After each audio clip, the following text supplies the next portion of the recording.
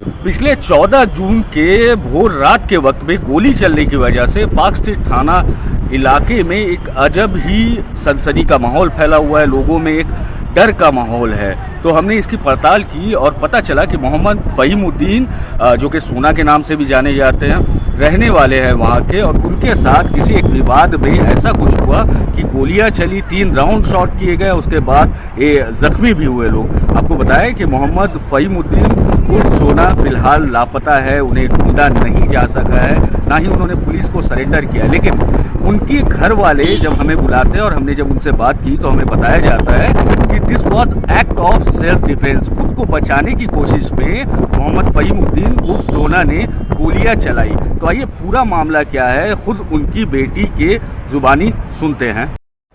मेरे साथ मौजूद है मोहम्मद फ़हीमुद्दीन उर्फ सोना की बेटी, जो उस दिन 14 तारीख की रात घर पर मौजूद थी और सब कुछ घटना उनकी आंखों के सामने हुआ। क्यों हुआ, आखिर फायरिंग या गोली चलाने की नौबत क्यों आन पड़ी और क्यों उन्हें उकसाया गया, लोग उनके घर पर क्यों आए, वो सब हमें वो बताएंगी। क्या हुआ था उस दिन? सबसे पहले आप अपना नाम बताएं। सानिया फ़हीम जी।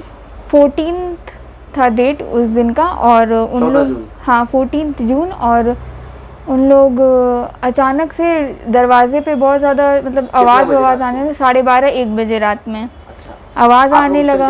हम लोग उस टाइम सो रहे थे। आवाज़ आने, और घर पे हम लोग सिर्फ फीमेल्स ही थे। हम थे, मेरी बहन लोग थी और मेरी भाभी थी।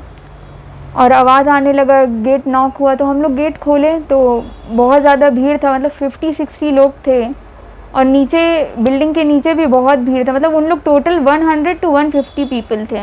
100-150 लोग थे। हाँ। और लोग थे जानती है? हमको ये तो नहीं पता एग्जैक्टली कौन लोग थे, बस 2 का हमको नाम पता है। एक का नाम रकीब था और एक का नाम सरवर था।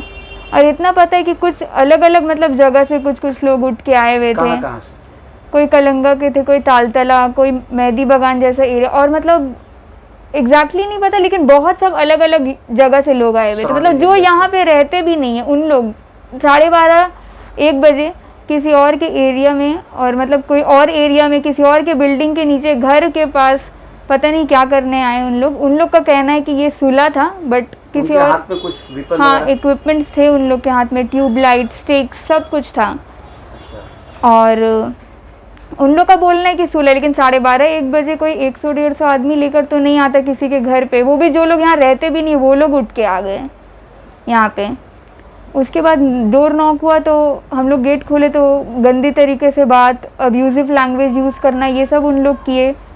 तो हम लोग क्योंकि डोर नॉक किए तो उस वक्त क्या आपके फादर थे घर में? नहीं थे। अच्छा।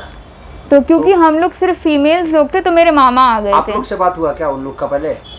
हम लोग से एज इन बात क्या, मतलब वही कि गलत लैंग्वेज में गाली गलौज। हाँ। तो उसके बाद मेरे मामा आ गए, क्योंकि मेरे कोई था नहीं घर पे, तो मेरे मामा आए।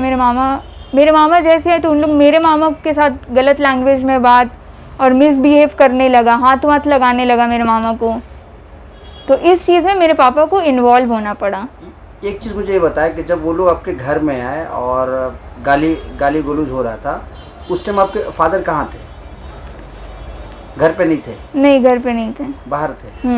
तो क्या आप लोगों ने उनको फ़ोन किया कि कुछ लोग आके घर में चिल्ला-चिल्ली करे, इस तरह कुछ? वही है ना कि मतलब इतना सब कुछ जल्दी में हुआ कि हम लोग की तरफ से हम लोग को कुछ समझ में नहीं आया। जो भी आए, मेरे मामा आए, उसके बाद घर में आए? हाँ, घर के अंदर तो नहीं आए क्योंकि ग्रिल लगा हुआ था, लॉक था। अच्छा।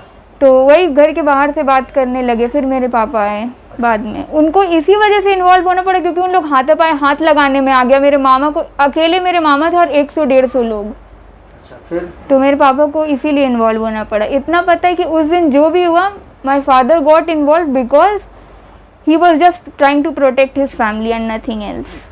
Was it a act of self defense? Yes, it was an act of self defense. बहुत से लोग जो है उनके पास्ट को, आपके फादर को पास्ट को लेकर बहुत सारा सवाल कर रहे हैं। क्या ये जो फायरिंग कांड का उनका कुछ पास्ट रिकॉर्ड्स है या फिर क्या कहेंगे आप? उनका पास्ट रिकॉर्ड्स है, लेकिन जो भी है वो 2009 से पहले, 2009 से लेकर अभी तक 2024 तक उनका कोई रिकॉर्ड, कोई केस नहीं। सोशल एक्टिविटीज़ में है वो, कंस्ट्रक्शन में है वो, ये सब उनका काम था। लेकिन अभी तक ऐसा कुछ भी नहीं हुआ 2009 से 2024 को लेकर, 15 साल से कुछ भी नहीं ये सब चीज़ में।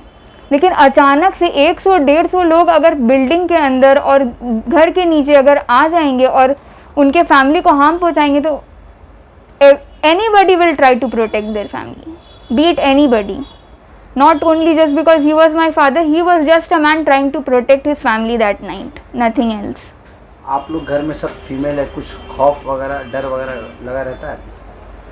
हाँ, क्योंकि इतना अचानक से उन लोग सब ऐसे करके घुस गए अचानक से, और अभी भी हम लोग सिर्फ फीमेल्स लोग ही हैं घर पे, तो डर तो रहता ही है। पुलिस का रवैया कैसा है पूरे घटना में?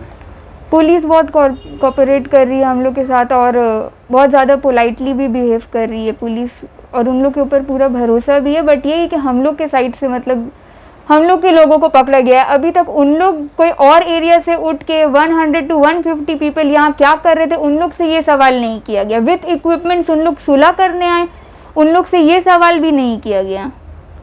उन लोग का कहना है कि हम लोग सुलह करना है, तो 150 to 150 पीपल, हाँ 150 लोग इक्विपमेंट्स के साथ कैसे सुलह करने आए, क्यों? और किसी और के एरिया में, किसी और के बिल्डिंग में सुलह तो नहीं था वो। अच्छा, आपके इस बिल्डिंग में मैंने देखा कई होटल्स है, जाहिर सा बात है कि सीसीटीवी कैमरा भी, क्या उसमें कुछ मिला आप लोगों को? हम लोग तो ऐसे अभी किसी के पास गए नहीं है सीसीटीवी को लेकर, अभी तक नहीं। उसमें आप लोगों ने देखा कि कौन लोग थे और क्या उन्होंने किया? हम लोग किसी को पहचानते नहीं हैं। अच्छा, जैसे ये हम लोग किसी को भी नहीं जानते हैं, वो लोग अचानक से उठ के आए, हम लोग को तो कुछ पता भी नहीं था, अचानक से ये चीज़ हुआ रात में, कुछ भी इस चीज़ के बारे में हम लोग को कोई आइडिया नहीं था।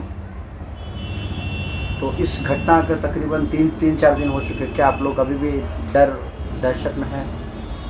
हाँ, थोड़ा बहुत डर है कि मतलब उन लोग ऐसे अचानक से, मतलब जब ऐसा है कि सब कोई के रहते हुए उन लोग ऐसे अचानक से घुस गए विथ इक्विपमेंट्स, और उन लोग पूरा they tried everything to harm my family.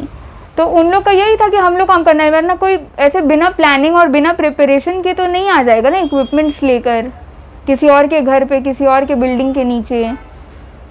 तो इट वाज प्लान। जैसा आपने कहा कि उनका कंस्ट्रक्शन का बिजनेस है, क्या इसमें कुछ पास्ट राइवलरी हो सकती है, कुछ आपको लग रहा है? इसका तो कोई आइडिया नहीं है, कोई आइडिया नहीं इस चीज़ को लेकर। कोई आइडिया नहीं। तो पुलिस डिपार्टमेंट से आप क्या कहना चाहेंगे? यही कि इस चीज़ के तह तक जाए और ये भी देखे कि उन लोग किसी और एरिया में जहाँ उन लोग रहते भी नहीं है, 150 पीपल उन लोग क्या कर रहे थे यहाँ पे विथ इक्विपमेंट्स। Thank you.